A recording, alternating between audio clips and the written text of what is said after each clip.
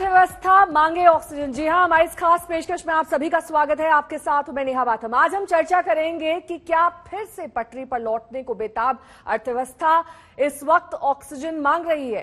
Corona ने बुरी तरीके से इसे चोटिल किया है, प्रभावित किया है। कोरोना की दूसरी लहर कमजोर पड़नी शुरू हो गई है। कोरोना धीरे धीरे हार रहा है, जिंदगी पटरी पर लौट रही है। और लेकिन अब वक्त यह आ गया है कि जीने के साधनों को भी रफ्तार मिल सके, अर्थव्यवस्था पटरी पर लौट सके। लेकिन यह आसान नहीं है।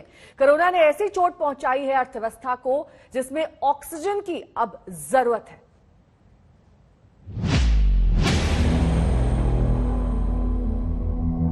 कोरोना की दूसरी लहर के कमजोर पड़ते ही देश धीरे धीरे अनलॉक होने लगा।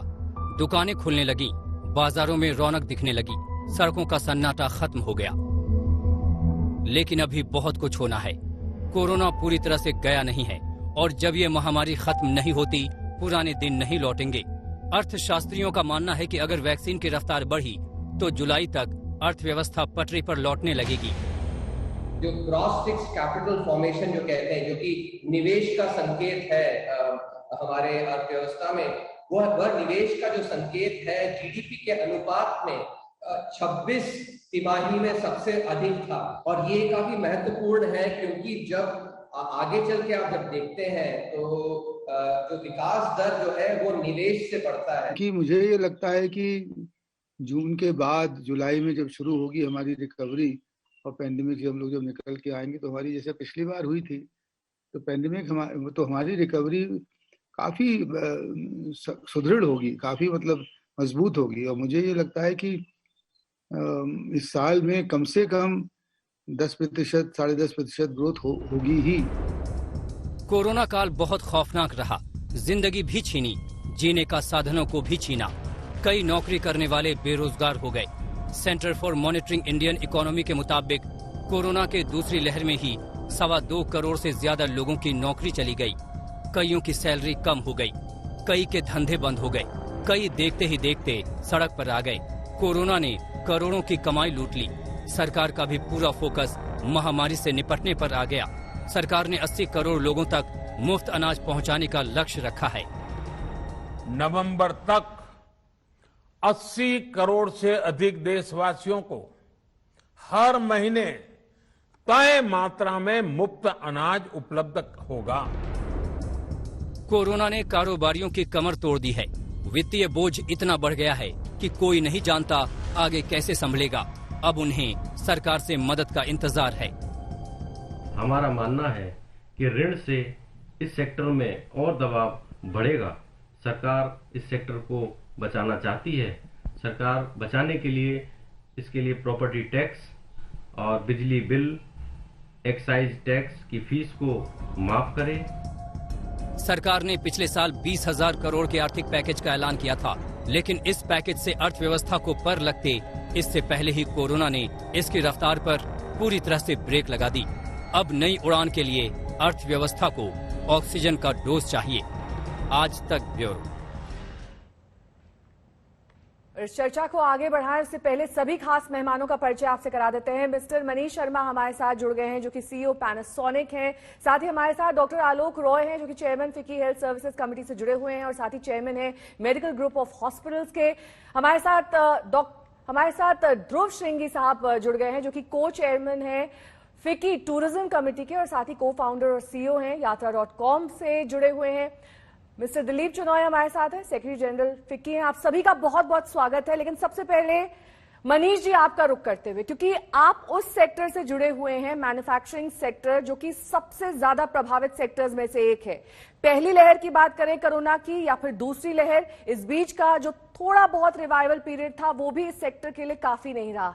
ऐसे में जो डिमांड और सप्लाई का गैप है उसे कैसे ब्रिज किया जाएगा, क्योंकि डिमांड लगातार घटती जा रही है। कंजम्पशन पैटर्न से हम सब वाकिफ हैं, लोगों के हाथ में पैसा नहीं है। ऐसे में कैसे जान मिल पाएगी इस सेक्टर को? काफी सारे पहलू हैं इसके अंदर। और जहां तक मैन्युफैक्चरिंग सेक्टर की बात आती है, जैसा कि हम लोग जानते हैं कि अपॉर्चुनिटीज, हम एक कंजम्पशन लेड इकोनॉमी है, तो जहां तक डिमांड की बात है वो सेंट्रल होती है ओवरऑल इकोनॉमिक एक्टिविटी को लेके। और आपने बात की कि पहली लहर के अंदर हम रिकवरी नहीं कर पाए थे और ये दूसरी एक बहुत ही लार्ज जो वेव है जिसने हमें हिट किया है, सब कुछ डिस्ट्रक्ट हो गया है ऐसा लगता है। बट यहाँ पर मैं एक थोड़ा ऑप्टिमिज्म रिफ्लेक्ट करूंगा और उसमें दो इंपॉर्टेंट चीजें हैं।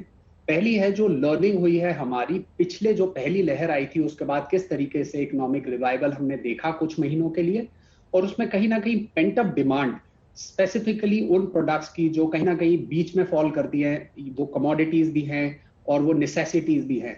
स्पेशली मैं जिस सेक्टर को रिप्रेजेंट करता हूँ, इलेक्ट्रॉनिक्स इंडस्ट्री, कंज्यूमर ड्यूरेबल्स, हमने कुछ क्लियर इंडिकेटर्स देखे दैट जो आपके समर प्रोडक्ट्स हैं, एयर कंडीशनर्स हैं, वॉशिंग मशीन, रेफ्रिजरेटर्स कहीं ना कहीं नेसेसिटी बन चुके हैं और एक मेजर पेंट अप डिमांड वापस आई थी पिछले साल जून के महीने के अंदर।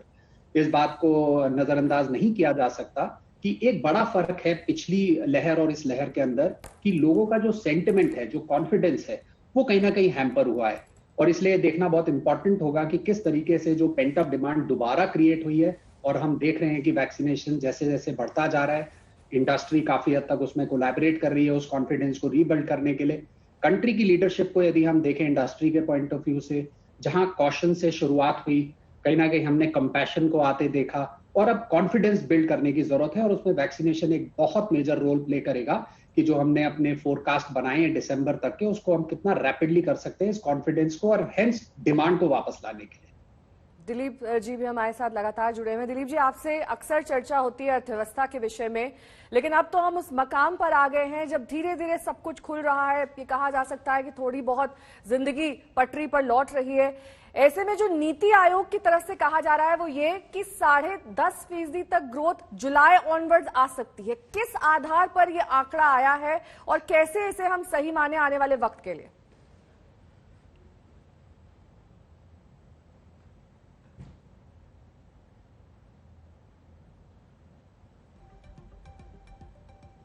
दिलीप जी की आवाज हम तक नहीं पहुंच रही, उनसे दोबारा संपर्क करने की कोशिश करेंगे। ध्रुव जी हमारे साथ लगातार जुड़े हुए हैं। ध्रुव जी, आपका सेक्टर भी सबसे प्रभावित सेक्टर्स में से एक, ट्रैवल एंड टूरिज्म, क्योंकि पिछले साल तो संपूर्ण लॉकडाउन था, एयरलाइंस तक नहीं चल रही थी। इस साल एयरलाइंस तो चल रही हैं, लेकिन किस तरीके से कंजम्पशन पैटर्न्स में आप डिफरेंस देख पा रहे हैं? क्योंकि एक रिपोर्ट में पढ़ रही थी, उसमें यह तक कहा गया है कि बहुत सारे ऐसे लोग हैं जो फॉरेन ट्रैवल की जगह अब डोमेस्टिक ट्रैवल को तरजीह दे रहे हैं, और इस ट्रैवल में भी कमी है क्योंकि लोगों के हाथ में पैसा ही नहीं है। वो सेविंग्स अपनी यूज कर चुके हैं, जो तमाम बीते दिनों में उन्होंने मुश्किलें सही हैं, मेडिकल एक्सपेंसेस सहे हैं, और कुछ लोग ऐसे भी हैं जो अपनी नागरिकता तक बदलना चाहते हैं, वो देश छोड़कर दूसरी जगह सेटल होना चाहते हैं। ऐसी भी कई क्वेरीज आपके पास आती होंगी। जी, आपने बिल्कुल सही कहा। हमारा सेक्टर वो है जो सबसे ज्यादा प्रभावित हुआ है, और नवंबर दिसंबर के दौरान ऐसा लग रहा था कि कम से कम एक लाइट दिख रही थी इस डार्क टनल के आगे। पर सेकेंड वेव के बाद तो एकदम चीजें बंद ही हो गई हैं। आपने एविएशन की बात करी, अगर आप देखें चाहे फ्लाइट्स ऑपरेट कर रही थी, करीबन 70,000 लोग आजकल डेली ट्रैवल कर रहे हैं एयर से। ये नंबर एक दौरान करीबन 4 लाख के करीब हुआ करता था। तो कम से कम 80% ड्रॉप है इंडस्ट्री के अंदर। होटल्स का भी सेम हाल है। तो हर तरफ से यही दिक्कत अभी चल रही है। और इसके अगर आप ऊपर से देखें, हर स्टेट, हर जिले में कोई नई रिस्ट्रिक्शन है ट्रैवल के लिए। कहीं RT-PCR चाहिए, कहीं कोई और टेस्ट चाहिए, कहीं 72 आवर्स चाहिए, कहीं 96 आवर्स चाहिए। हम लोग जो इंडस्ट्री में हैं, हम लोग इन सब का ट्रैक नहीं रख पा रहे कि क्या जरूरतें हैं। तो एक बड़ी जरूरत ये होगी कि अगर इस सेक्टर को वापस आना है, सरकार को अपनी ओपनिंग पॉलिसी थोड़ा स्ट्रीमलाइन करनी पड़ेगी। हमारी वो जरूर एक रिक्वेस्ट है, सरकार से गुजारिश है, और ये हमने मंत्री जी से भी बोला था कि कम से कम एक यूनिवर्सल पॉलिसी जो है वो बना दी जाए। अगर जैसे लोगों ने वैक्सीनेशन लगवा ली है, जिन्होंने खासतौर पे 2 वैक्सीनेशन लगवा ली हैं, उनको मूवमेंट की फ्रीडम दी जाए। क्योंकि जब तक लोग नहीं ट्रैवल करेंगे और थोड़ा भय नहीं निकलेगा लोगों के मन से, टूरिज्म को कोई रिवाइवल नहीं होगा। आप गवर्नमेंट की तरफ से जो भी थोड़ा बहुत सपोर्ट प्रोवाइड कर सकते हैं वो बहुत जरूरी है, पर गवर्नमेंट सपोर्ट से ज्यादा जरूरी है कि पर्यटक अल्टीमेटली जाए डेस्टिनेशन में। और पर्यटक तभी जा पाएंगे जब उनके लिए जाना आसान होगा और उनके मन से भय निकल जाएगा। और बाकी रही जो कंजम्पशन की बात, मेरे हिसाब से कंजम्पशन का बहुत बड़ा क्वेश्चन मार्क है सेकेंड वेव के बाद, क्योंकि लोग डर गए हैं। तो आई थिंक थोड़ा गवर्नमेंट की तरफ से कुछ स्टिमुलस चाहिए होगा, ये डर एक वो हर्डल क्रॉस करने के लिए, ताकि लोग दोबारा घर से बाहर निकलें। दिलीप जी हमारे साथ जुड़े हुए हैं। दिलीप जी, आप अपनी बात पूरी रखिए, उस समय ऑडियो की दिक्कत थी, आप अपना पक्ष रखिए।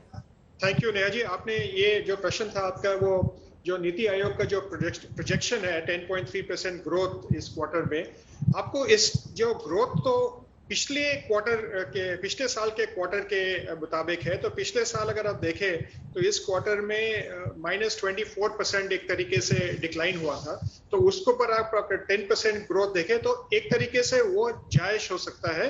लेकिन ये 2-3 चीजें पे बहुत डिपेंड करता है। पहली ये है कि डिमांड वापस आ जाए। जैसे मनीष जी ने कहा था कि पेंट अप डिमांड पिछले टाइम इसको ग्रोथ को लेके आया था, इस टाइम वो पेंट अप डिमांड होगा या ना होगा।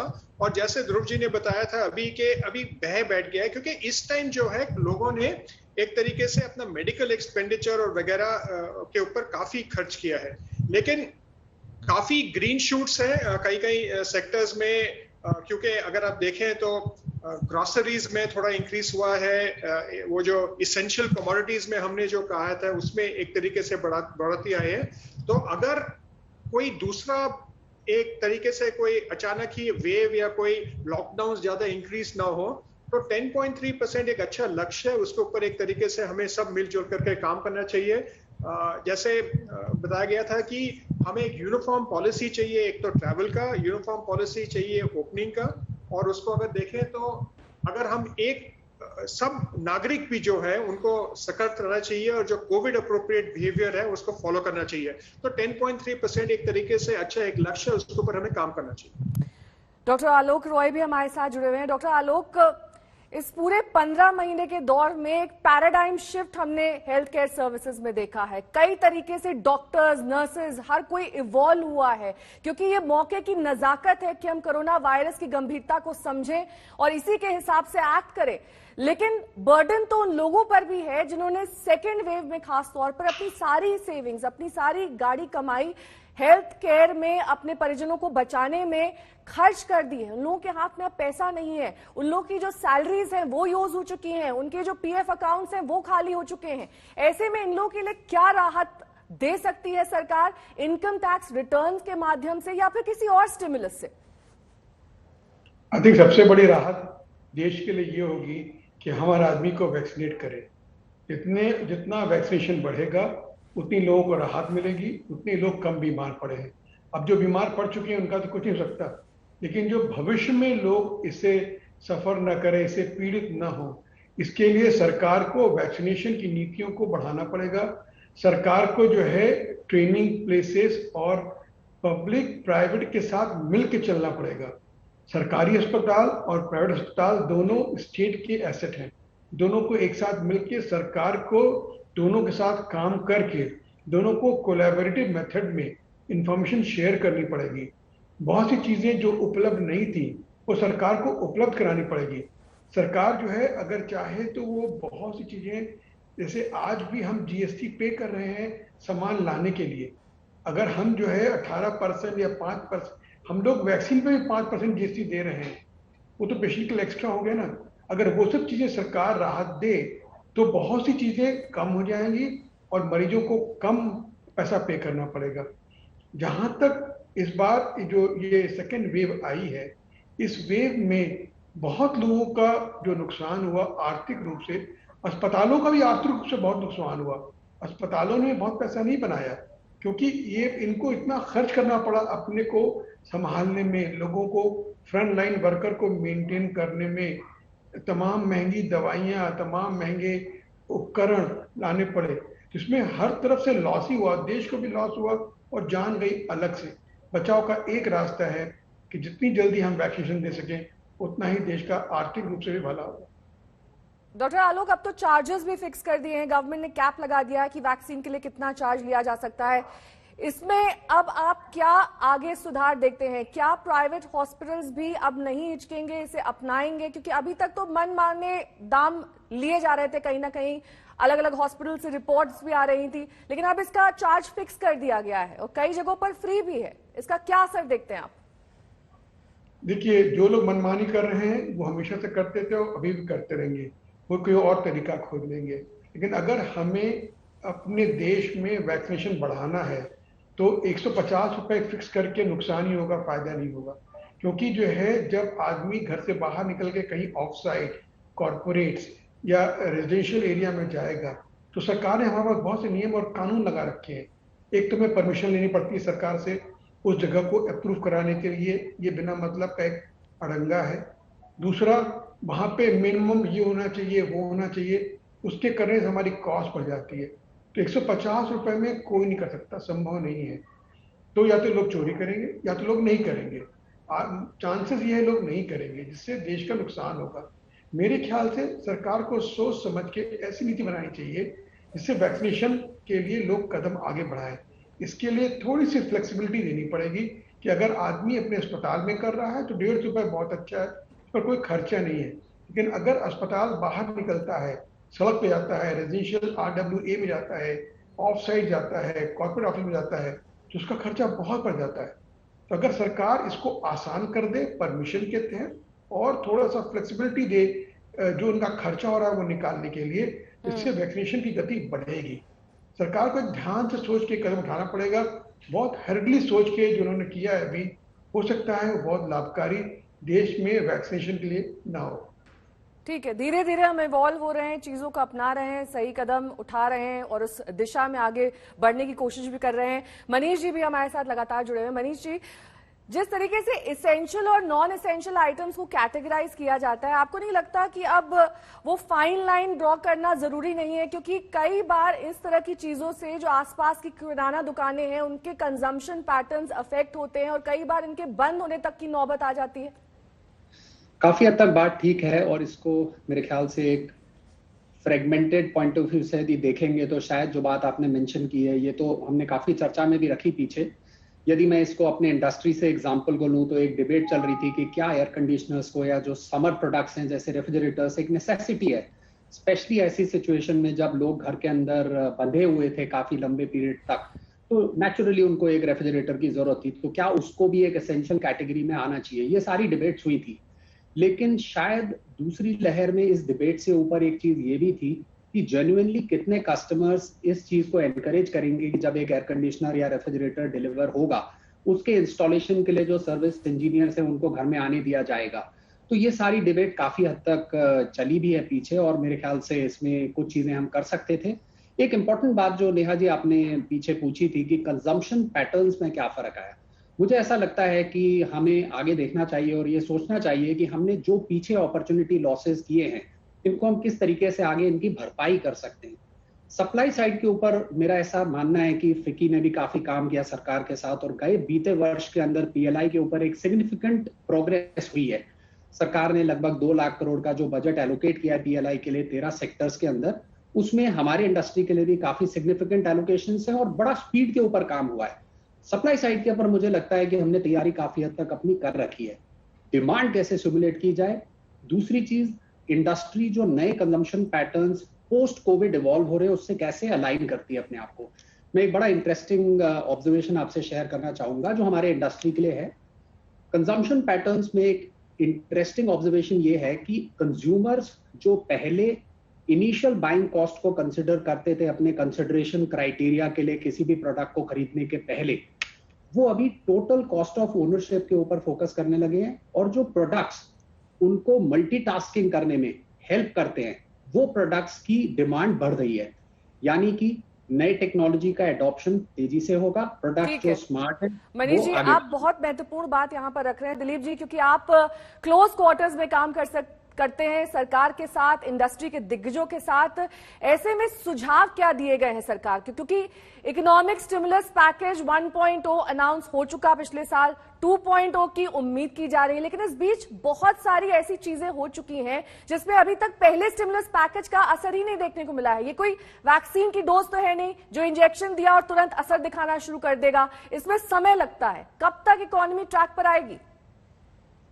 नया इसमें आपके काफी अलग अलग क्वेश्चन है। तो पहले मैं आपने जो कहा क्या जरूरत है, हमने क्या एक तरीके से रिक्वेस्ट किया है। पहले जो थी कि पिछले टाइम पे लॉकडाउन के द्वारा काफी फिस्कल मेजर्स लिए गए थे, जिसमें एक लोन मॉनिटोरियम का था और ये जो emergency credit loan guarantee scheme था और दूसरा वन टाइम रिस्ट्रक्चरिंग का था।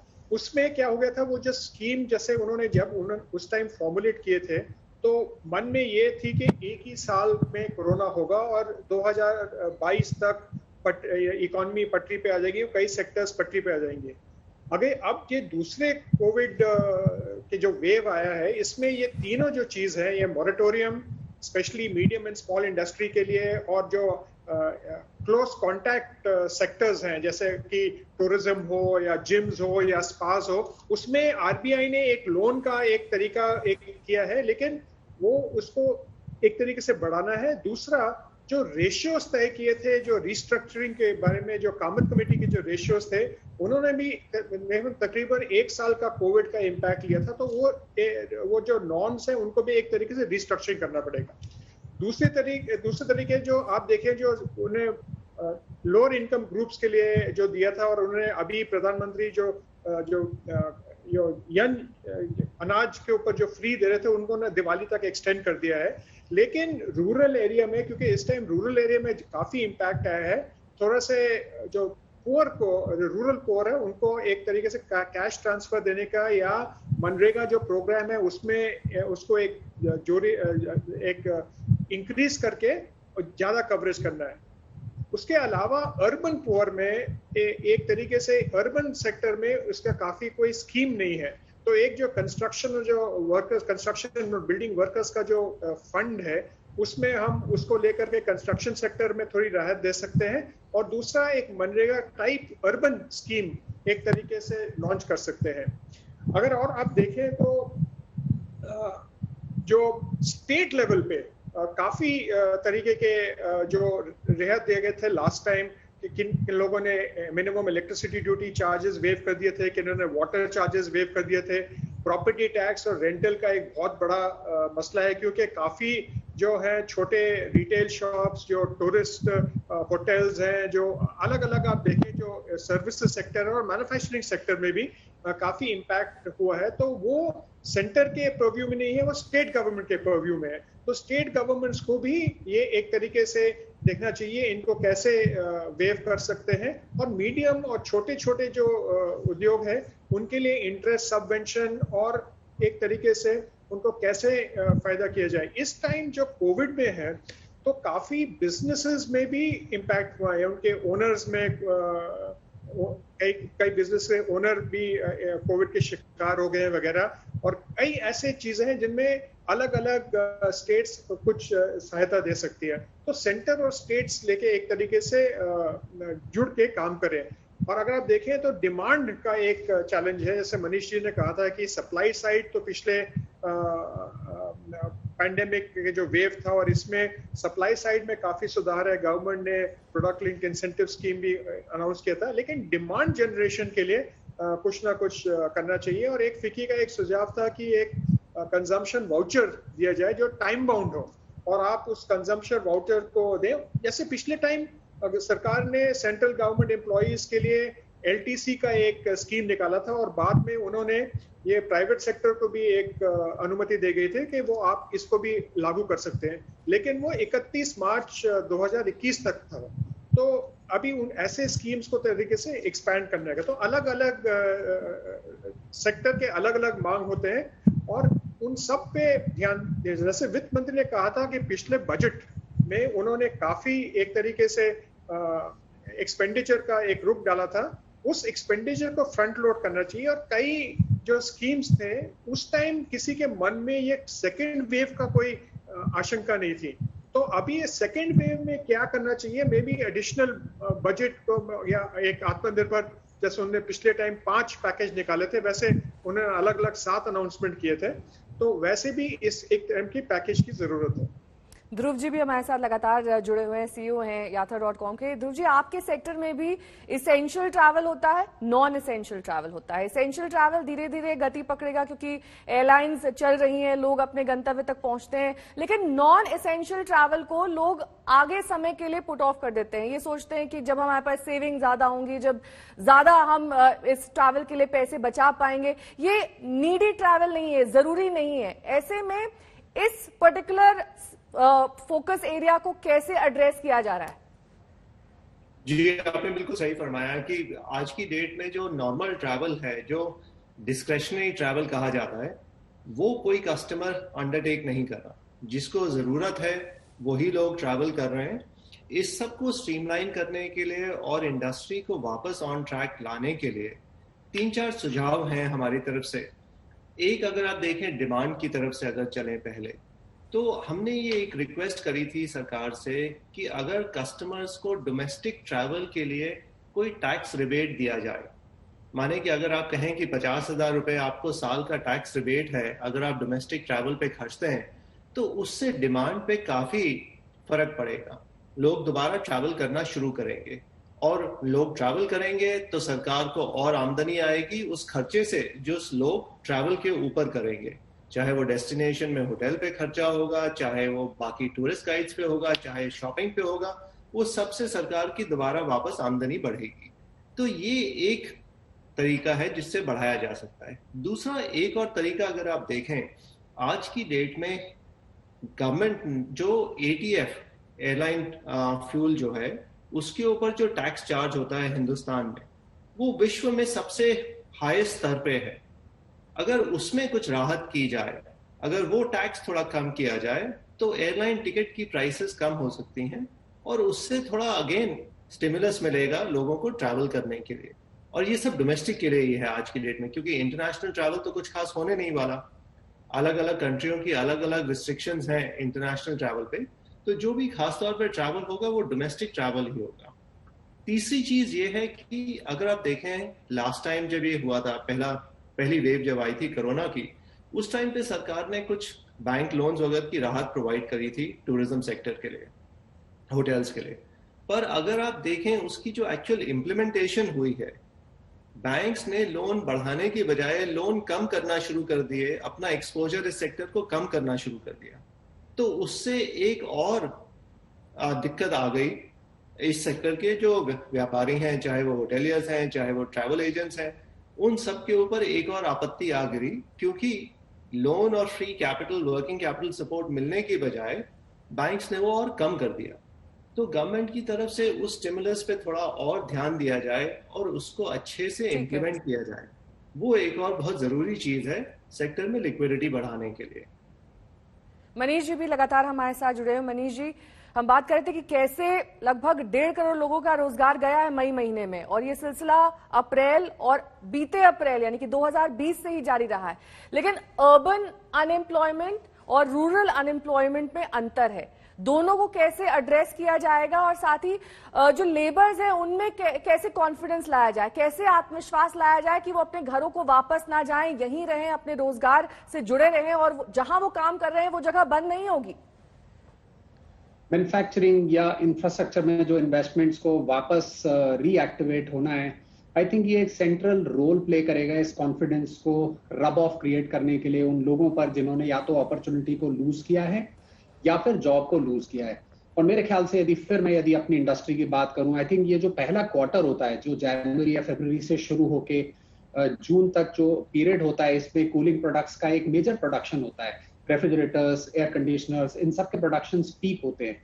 और कहीं ना कहीं एक अपॉर्चुनिटी लॉस भी है, जो हम डायरेक्ट जॉब लॉसेस के बारे में जानते हैं, हम अपॉर्चुनिटी लॉस को भी यहाँ पर कहीं ना कहीं मिस कर रहे हैं, क्योंकि जो कॉन्ट्रैक्ट लेबर होता है वो इस ड्यूरेशन के अंदर हायर किया जाता है इन सब प्रोडक्शंस को करने के लिए। तो मेरा फिर से वही मानना है, आई थिंक हमको बेसिक्स पर स्टिक करके चलना पड़ेगा। पिछले बजट के अंदर हमने 6 फोकस एरियाज आइडेंटिफाई किए थे, कहीं ना कहीं बात की थी कि किस तरीके से हम लोगों के हाथ में पैसा दे सकते हैं। तो एक इस चीज को देखना पड़ेगा। दूसरी चीज में फिर से शायद रिपीटेटिव होऊंगा, कितना स्पीड के अंदर हम वैक्सीनेशन कर सकते हैं, ये इंडस्ट्री को कॉन्फिडेंस देगा। डिमांड साइड के मेजर्स जो हम ले रहे हैं, जिसमें हम पैसा लोगों के हाथ में देना चाहते हैं, वो हमें स्पीड करने पड़ेंगे। और जब इकोनॉमिक एक्टिविटी मैन्युफैक्चरिंग के शुरू होने से दोबारा मोबिलाइज होगी, शायद ये कॉन्फिडेंस दोबारा कहीं ना कहीं बिल्ड होगा। डॉक्टर आलोक भी लगातार हमारे साथ जुड़े हैं। डॉक्टर आलोक, तमाम पैनलिस्ट यही कह रहे हैं कि वैक्सीनेशन पर जोर होना चाहिए, आपका भी यही मानना है, लेकिन कई ऐसे रूरल और बैकवर्ड एरिया से हैं, वहां से हमारी रिपोर्ट्स भी आई हैं, हमने अपने टेलीविजन चैनल पर दिखाई हैं, जहां पर लोग खौफ में हैं, वो वैक्सीन नहीं लगवाना चाहते। जब उन तक मेडिकल ऑफिसर्स या फिर उनकी टीम पहुंचती है, वो या तो डर के दुबक जाते हैं या फिर उन पर हमला कर देते हैं। नेहा जी, आप एकदम ठीक कह रही हैं।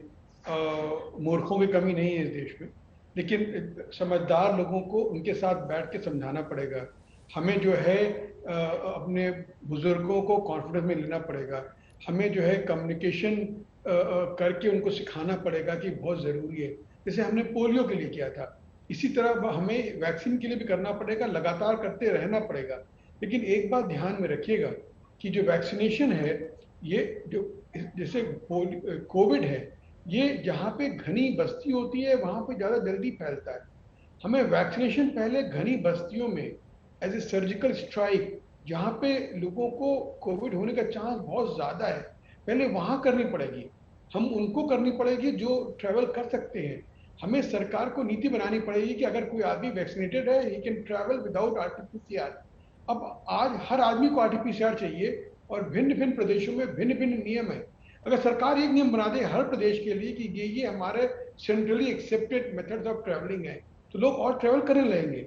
बहुत से लोग RT-PCR नहीं करा पाते।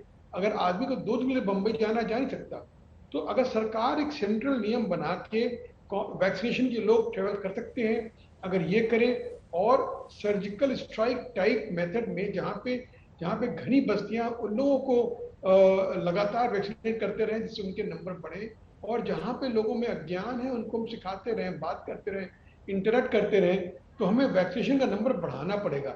एक और बात मैं कहना चाहूँगा कि इस देश में जो हमारे प्रधानमंत्री ने भी कहा है और सब लोग कह रहे हैं, गेट वन गिफ्ट वन, एक वैक्सीन लीजिए और एक डोनेट करिए। आपके आसपास एक आदमी अपनी फैमिली को वैक्सीनेट करके इस देश में सेफ नहीं है।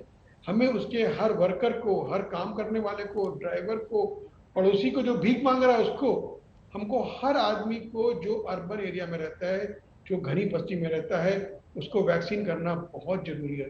उसका वैक्सीनेशन अत्यंत आवश्यक है। दिलीप जी भी हमारे साथ जुड़े हुए हैं। दिलीप जी, आपसे मेरा ये सवाल कि वैक्सीनेशन को लेकर इस वक्त सरकार फ्रंट लाइन में खेल रही है और तमाम ऐसे कदम उठाए जा रहे हैं जिससे वैक्सीनेशन मुहैया हो सके, घर घर पहुंच सके, हर व्यक्ति को लग सके, और एफर्ट्स डाले जा रहे हैं।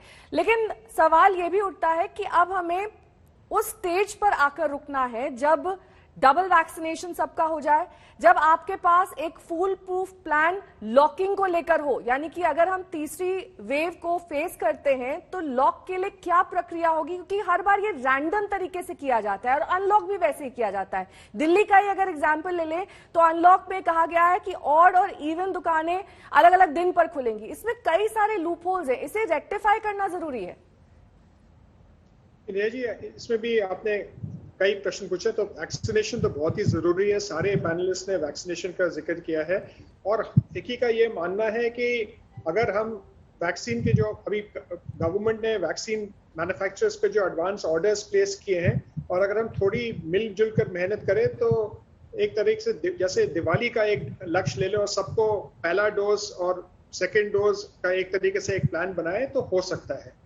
दूसरे जो अनलॉक के तरीका है, तो फिकी ने एक तरीके से एक मैट्रिक्स बनाया था जिसमें पॉजिटिविटी रेट लेकर के और बेड्स, हॉस्पिटल बेड्स की अवेलेबिलिटी लेकर के एक तरीके से मैट्रिक्स बनाया था और सारे चीफ मिनिस्टर्स के साथ शेयर किया था कि एक पूरा एक होमोजिनिटी हो हर स्टेट में।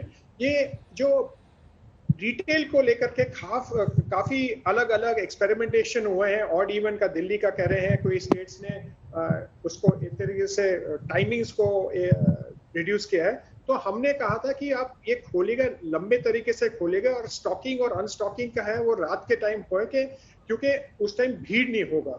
तो ये पूरा जो मैट्रिक्स बना के दिया है, कई स्टेट ने उनको अपनाया है, लेकिन इस टाइम हम देख रहे हैं कि स्टेट्स डिस्कशन कर रहे हैं। अगर कोई आपत्ति हो या कोई प्रॉब्लम हो या किसी को अगर आप स्टेट्स के साथ डिस्कशन करें तो वो एक तरीके से सुधार हो जाता है। तो मेरे ख्याल में आगे जाकर के एक एक्सपेरिमेंट किया है दिल्ली ने और वो देखने चाहते हैं कि क्या है। तो अगले हफ्ते में शायद कुछ बदलाव आ जाए और आप देखेंगे, क्योंकि ट्रेडर्स की जो भी ग्रुपिंग है वो भी एक तरीके से दिल्ली गवर्नमेंट के साथ बातचीत में है। तो एक यूनिफॉर्मिटी की जरूरी है, एक तो अनलॉक और लॉक के बीच में। दूसरा, जब अनलॉक होता है तो हमें बहुत बारीकी से टेस्टिंग करना चाहिए और अगर पॉजिटिविटी रेट बढ़ रहा हो या कुछ बढ़ रहा हो तो फौरन हमें एक तरीके से उसके ऊपर एक्शन लेना चाहिए। और तीसरा, जो काफी ध्रुव जी ने भी कहा था, अलग ने भी कहा था कि जो इंटर स्टेट ट्रैवल है उसके ऊपर भी एक कॉमन नियम बनाने चाहिए और धीरे धीरे इंटरनेशनल ट्रैवल का भी एक तरीके से नियम बनाना चाहिए। मनीष जी भी हमारे साथ लगातार जुड़े हुए हैं। मनीष जी, आप बता रहे थे कि मैन्युफैक्चरिंग सेक्टर में इस वक्त सबसे ज्यादा चैलेंजेस और परेशानियां हैं। एक तरफ तो अनएम्प्लॉयमेंट यानी कि बेरोजगारी को एड्रेस करना है, दूसरी तरफ चिंता इस बात को लेकर है कि सप्लाई और डिमांड के गैप को कैसे मीट किया जाए। लेकिन ये जो अनलॉकिंग की प्रक्रिया है, जिस पर दिलीप जी भी जानकारी दे रहे थे, इससे क्या आपका सेक्टर इस वक्त सेटिस्फाइड है या फिर कुछ और किए जाने की आवश्यकता है? क्योंकि कई बार इंटर स्टेट मूवमेंट में दिक्कत आती है, रॉ मटेरियल कहीं और से आता है, सप्लाई कहीं और से आती है, मैन्युफैक्चरिंग कहीं और होती है, ऐसे में तमाम दिक्कतें हैं। जी, तो यदि मैं अपने इंडस्ट्री की यदि बात करूं तो अभी दो चीजें हैं इसके अंदर। एक, शायद दिलीप जी ने भी बात की थी ग्रीन शूट्स की। तो कुछ जैसे पिछले 1-2 हफ्ते में जब धीरे धीरे ये अनलॉक की जो प्रक्रिया शुरू हुई है तो ग्रीन शूट्स काफी पॉजिटिव है। और शायद मैंने जो बात की कि आगे आने वाले टाइम के अंदर इसको देखना बहुत क्लोजली ऑब्जर्व करना पड़ेगा कि पिछले साल की तरह इस बार पेंट अप डिमांड इस सेंटिमेंट में कितनी वापस आती है। तो ग्रीन शूट्स बहुत पॉजिटिव हैं, खासकर यदि हम रेफ्रिजरेटर्स, एयर कंडीशनर्स, जो कूलिंग प्रोडक्ट्स हैं उनकी बात करें। जहां तक अवेलेबिलिटी ऑफ रॉ मटेरियल या उसके मोबिलाइजेशन की बात है, डेफिनेटली जब हम लॉक में गए थे तब ये थोड़ा चैलेंज हुआ था, बट अभी इंडस्ट्री के पास रीजनेबल इन्वेंट्री है और अगले 1 या 2 हफ्ते तक यदि ये सिचुएशन इस लाइन में जाती है जिस डायरेक्शन में हम जा रहे हैं तो शायद ये चैलेंज अभी नहीं आएगा।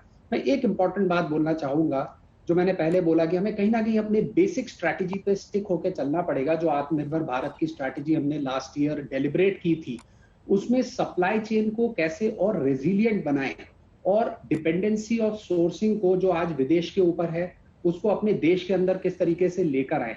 तो पीएलआई का एग्जीक्यूशन इंडस्ट्री के ऊपर एक बड़ी जिम्मेदारी है और मैं इस अपॉर्चुनिटी को लेकर गवर्नमेंट को अपलॉड करना चाहूंगा। एक बहुत ही शॉर्ट ड्यूरेशन में, 1 साल के ड्यूरेशन में लगभग 200,000 करोड़ की स्ट्रैटेजी को एग्जीक्यूट करना, अनाउंस करना एक बड़ा अचीवमेंट है। बहुत बहुत शुक्रिया आप सभी खास मेहमानों का हमारे साथ इस चर्चा में जुड़ने के लिए, क्योंकि अर्थव्यवस्था को लेकर अब तमाम तरीके की जो शंकाएं हैं उन्हें दूर करना एक बहुत बड़ी चुनौती सरकार के लिए